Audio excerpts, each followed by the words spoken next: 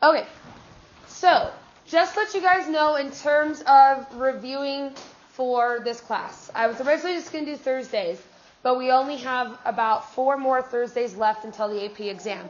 In fact, altogether, the amount of school days that we have left until the AP exam is 32. So we have 32 school days left, and then that gets us to the AP exam.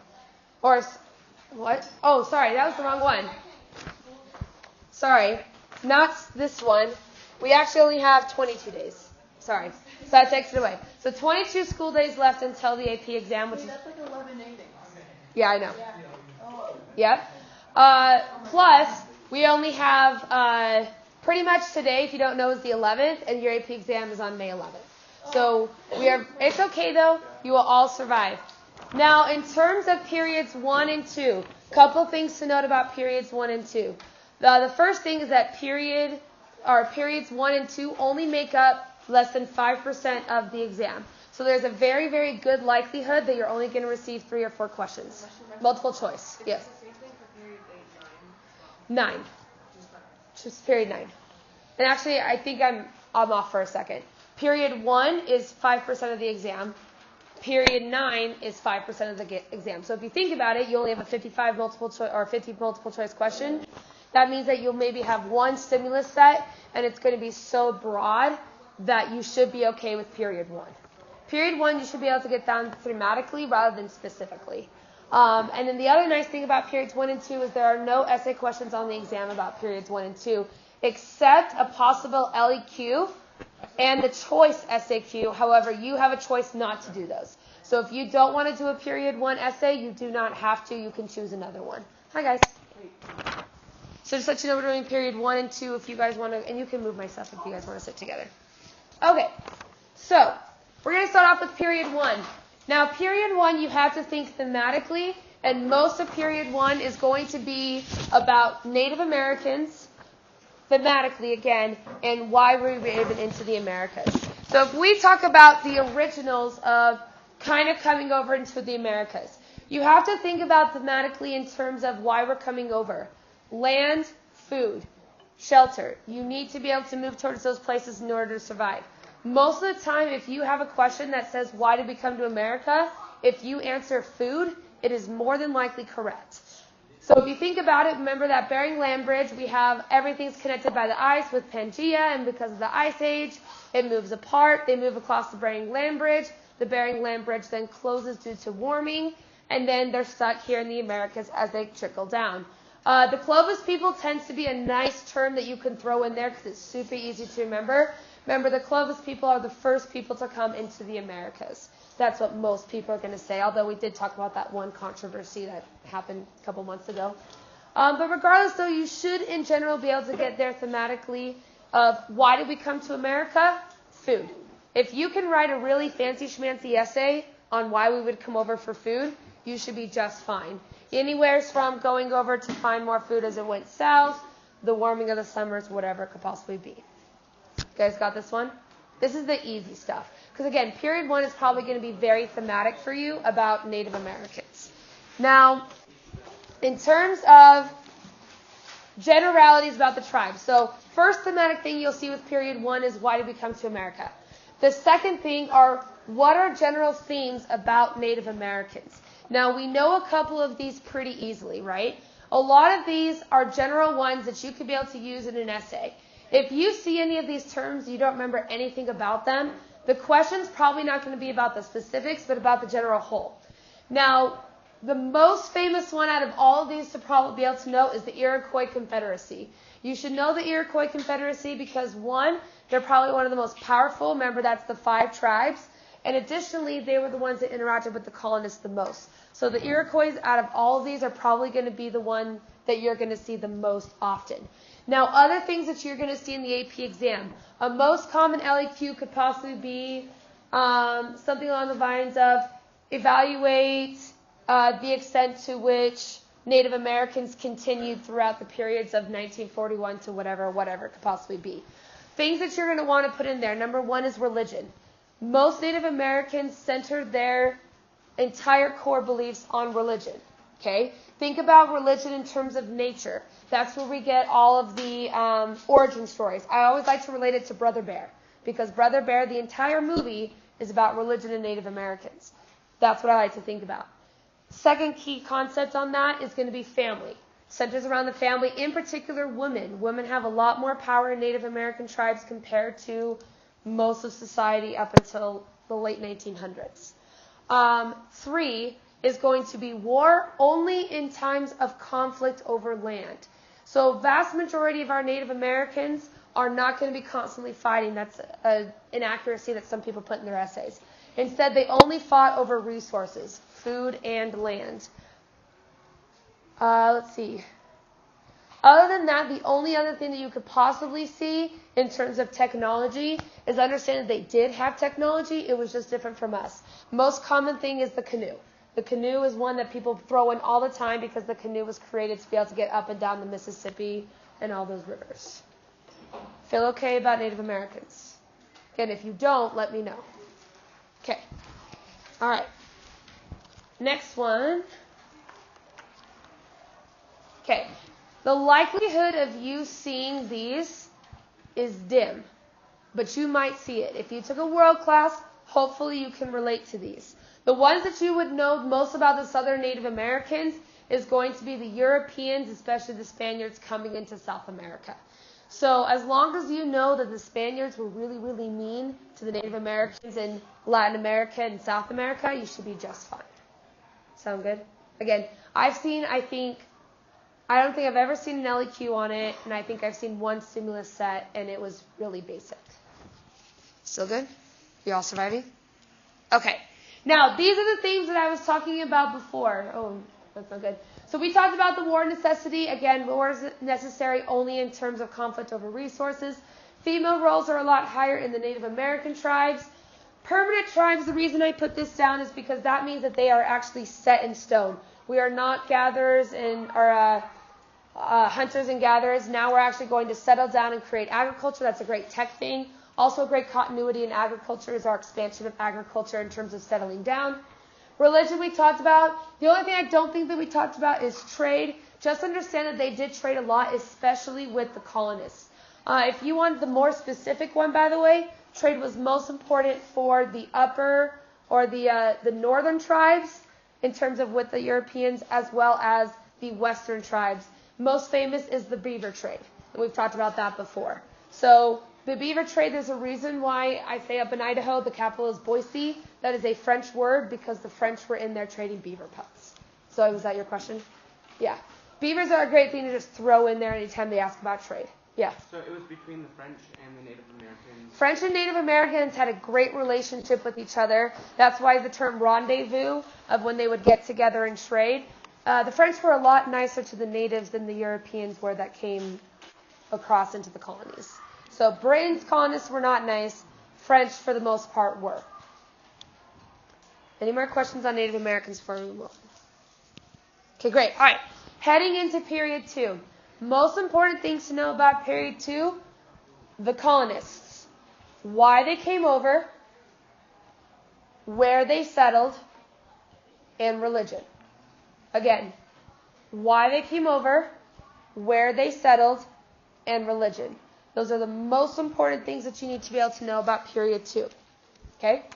So, early colonization of America. A lot of these are coming over for exploration. When we talk about Jamestown and the Virginia Company are specific to increase in wealth. They came over to find gold. They came over to find a trade route to Asia. The only one that is different is this Mayflower Compact. Now, the Mayflower Compact, the reason why you're going to want to know that one is government. They have used the Mayflower Compact before as a stimulus set.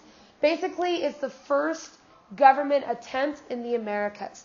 Now, it did say things such as you must rise this early and go to bed this early during the daytime. You must work this many hours. You must follow God's will. So it was very specific, and it was almost like a personal pact if you're going to come over. But again, we started originally wanting to find wealth, gold, and trying to find a trade route into Asia. Now, reasons for coming, these are crucial. Can almost guarantee that there's going to be stimulus sets on one of these. So let's go through a couple of them so that you understand.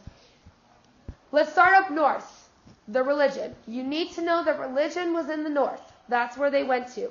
Massachusetts, Salem witch trials, Northern America. You need to know the difference between the Puritans and the Separatists. So remember, Puritans means pure. In the Church of England, they did not want to get rid of the Church of England after the Reformation, but instead they wanted to purify it. They wanted to make it better. They wanted to reform the church. Puritan, pure. Got that? Direct opposite of the Puritans are the Separatists. They want to separate themselves from the Church of England and create their own religions. The Separatists tended to go to Pennsylvania. So when we talk about William Penn and the Quakers, another great example is the Amish. The Amish, the most popular place in America for the Amish to live right now is Pennsylvania because they were going to create their own religions. So that's getting the Shakers and the Quakers and all that fun stuff. Now, in terms of, by the way, when we talk about these, the Pilgrims is the same word for Puritans. So those words are completely interchangeable. We are talking about the Mayflower Compact. Christian duty was the idea that it is your Christian duty to expand west. That's why they came over, was due to religion. They came over to be that, if you know the Bible verse or you're in LDS and you know the scripture mastery of a city set on a hill cannot be lit, neither can it be under a bushel, blah, blah, blah. That is this idea here. We must go and we must be the city on the hill. The city on the hill speech or sermon, which you should all know by John Winthrop. Yeah, that's the idea that we must go and we must show the world that Christianity is the best. Was he a Puritan or a Separatist? Or was he a Separatist? No, so he was a Puritan. He was a Puritan? Yeah, I was just transitioning from separatist to Christian duty. They are not the same. Yeah. Christian duty, anything to do with pure Christianity is going to be the Puritans. Okay? Now, in terms of where did we settle, you need to know the difference between the north, the middle, and the southern colonies. The north, the middle, and the southern colonies. Those three are very important. Hi, boys. So, starting up into the north, things that you need to know about the north. You need to know religion. You need to know trade. And the reason why I say trade is this. And it's really hard to be able to see here, so I will just tell you anyways. So, trade in the north. It's cold in the north. That's an easy way to be able to remember this, is because if you remember it's cold, you remember everything else. That means that there is less disease. That means that there are families. That's another crucial one. Families settle in the north because people aren't going to die. Now, other things about being cold, you cannot grow corn in rocky soil.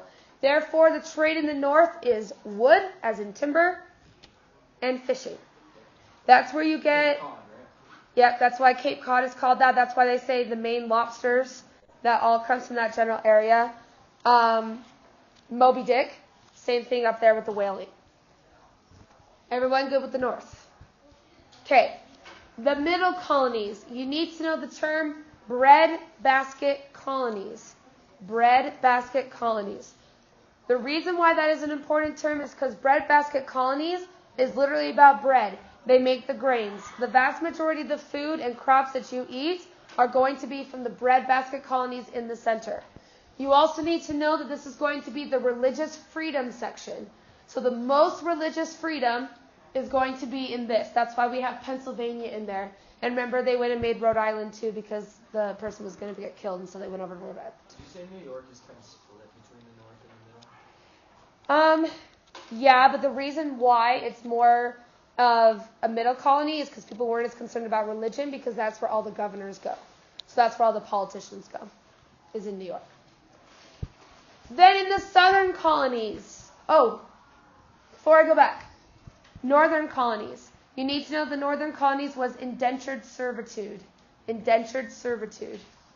So remember, that's when the people were able to pay their passage to come over, as long as you gave 7 years. But basically it was literally servitude, because what could they do?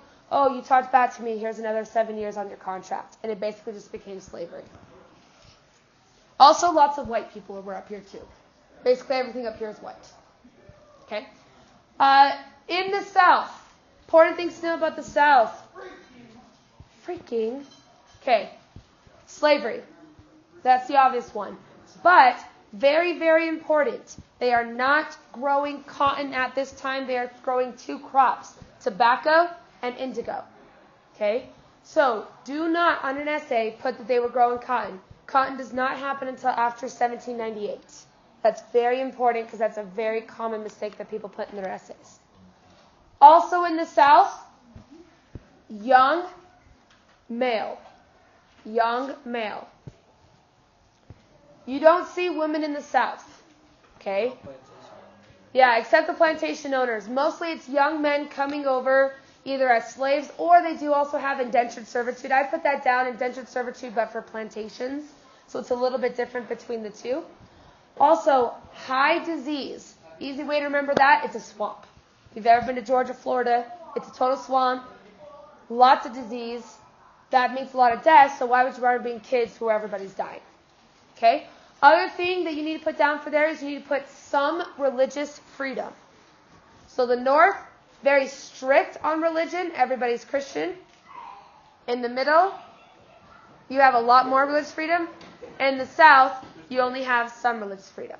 Now, some religious freedom is Christianity. That's pretty much, it's the Baptists and the Protestants, pretty much. There's not a lot of separation between the Bible Belt. That'll help you out there. Anybody have any questions on this? Okay, cool.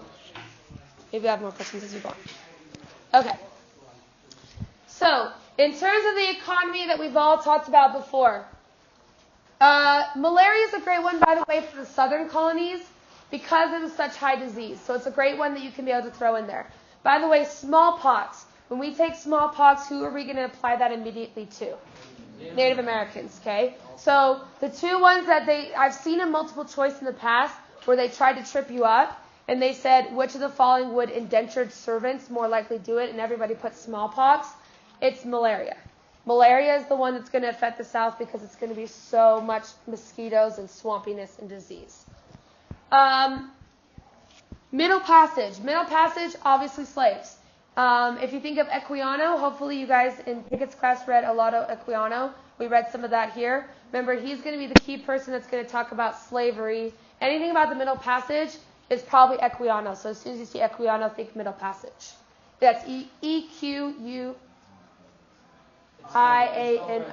Oh, yeah. Spelled right there. Equiano. Equiano is a really popular source, and they love Equiano mostly because his autobiography is very sad.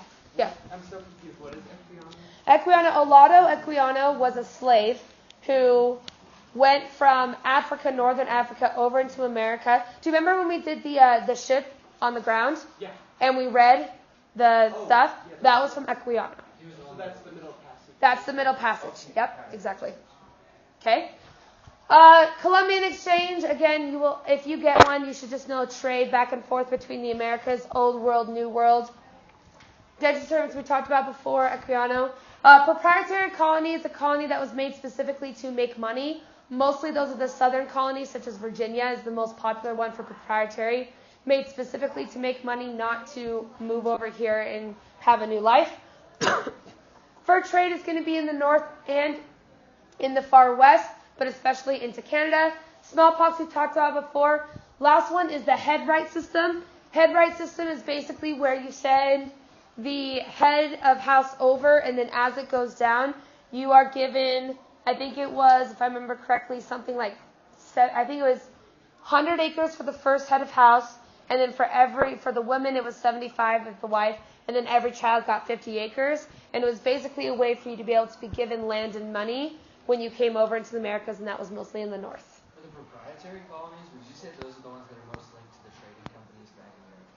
Yes, because mostly it's the trade of indigo and tobacco. Oh, I didn't put it on that. That's cool. All right, good. Yes, I want to make sure that we get to some trivia questions. So, okay, religion. Wait, we already did that. The only ones that you will need to know. Salem witch trials will probably not be asked, but it's a great thing to throw in there about an example of Puritan America and how we all went crazy because we were super Christian and wanted to get rid of everybody who wasn't. The city upon a hill, I would make sure to write this down.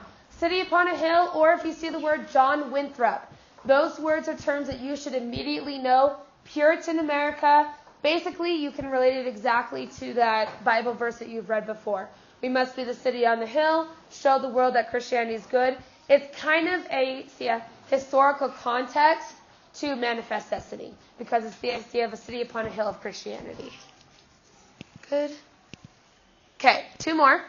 So, a couple of early events in American history. Mestizo, you should know. Mestizo is a Native American that is a mix between a Spaniard and a Native American. It does, with this whole push to minorities in the APUSH exam, you might end up seeing that. Pequot War was the very first major conflict with Native Americans in the North. Again, mostly precursors to the French and Indian War. Bacon's Rebellion, remember, make sure that you know for Bacon's Rebellion, it does not have to do with the Revolution. A lot of you guys in my class on your SAQs put Bacon's Rebellion for an SAQ on the cause of the Revolutionary War. That was not, is it Whiskey Rebellion or a couple of the other rebellions? So what was it again? It was like... Yeah, so the Bacon's Rebellion was basically, it was a colonist that had come over. He felt like the English governors that had been brought over were just doing it for England and not for America, so he rebelled against the governorship. It was an act of rebellion, basically saying that they're not doing what the colonists want. Yeah. King Philip's War and the Pequot War, that was the same thing. No. Pequot War is on the East Coast. King Philip, in the East Coast and the North, King Philip's War is right below. So Pequot War goes first, then King Philip's War. Both are just general examples of Native American colonist conflict. And then the last one, which was a multiple choice stimulus set 3 years ago, is the Pueblo Revolt. Just know, happened in New Mexico, conflict between Western settlers, European settlers, Spaniards, and the Native Americans. The Native Americans win, but it causes Americans to hate the Native Americans in the West. And then last one, make sure you know the difference between these two. Mercantilism, pre-revolution. Capitalism, after the revolution. Mercantilism, remember, is the idea that it's a merchant economy. It's a small scale. You trade within your own town, but not abroad. After the revolution and we become a global power, then we start to trade with other people, which switches to our capitalist economy. Mercantilism is you trade to survive and eat. Capitalism is you trade in order to make wealth. Yes. Now, before we do trivia questions, does anybody have any questions about any of this? Yeah, Ben? Oh, so Roanoke is just a really fun thing to throw in there. They probably will never ask a question on it. So Roanoke was the very first colonial attempt. Basically, guy comes over, they establish it somewhere that they're assuming in the Chesapeake colony. It's called the Lost Colony because the guy goes back to England, returns 2 years later, and finds that the entire thing has been deserted. And the mystery was that there was absolutely no sign of anything. Yeah, there was no bones, there was no burning. There's all these controversies. It's just a great one to talk about the original failure of the colonies. Was there this one symbol or something? There was Roa or Croa on a tree and supposedly a fence. There was a T. Just a few things. Okay, so really quick, some trivia questions. So I want you to do on your paper, just put number 1. We're going to see if you guys can get these correct. All right. Okay, first example. Native Americans were most affected by what disease? We're going to start easy. Native Americans were most affected by what disease? Okay, well, you're supposed to write it down. Okay. All right, answer 1, 2, 3. Smallpox. Okay, good. All right, getting harder. What state in the United States is most likely to have a separatist? So what state is most likely to have a separatist? Write it down. Think about it. All right, 1, 2, 3. Middle colonies. Yeah, well, Middle Colonies is not the name of a state, but Pennsylvania. Massachusetts is a great example of what religion? Puritan. Massachusetts, if you put separatist, that reader will laugh at you. Because that's like one of those things that you should never, ever, ever put down. But that's okay. No problem. Okay. Let's see here.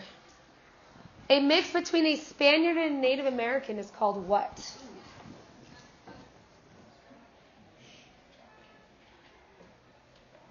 One, two, three. Mestizo. Good. What Native American group would be considered the most influential pre-1942 or 1492? So which Native American group would be most influential pre-1492? As a general whole. The most influential. There's one that you should know. Okay, 1, 2, 3. Iroquois Confederacy, also known as the 5 Great Tribes or the 5 Tribes, or whatever it could be. So Iroquois Confederacy, you can use all the way up really until like 1820. Huge in trade. They're the ones that partnered with the, when you talk about like French and Indian War and things like that. I made Dax mad with the Iroquois Confederacy, so now he's, yeah, you will be back because we're almost done. I know you do. What was the name for the term where families can come over and receive land based on the amount of people in their household? Okay, 1, 2, 3. Header system. Okay, and we'll do one more. Describe the demographics of somebody who would have immigrated to the southern United States during the colonial time. So what demographics, so what type of people would have immigrated to the southern colonies? All right, Luke, give it a shot. White single bachelors. Yep, white single bachelors and slaves, right? Slaves. Make sure you include that. Okay. Well, that's, you can still have immigration that's forced. It's not good immigration. Okay, you are free to come back next Thursday if you would like. I'm probably going to schedule one maybe on Tuesday next week so that we can start getting some more sessions in. And then we'll go to the Revolutionary War next time, okay? All right, great job. This will be available on the YouTube channel if you want to review.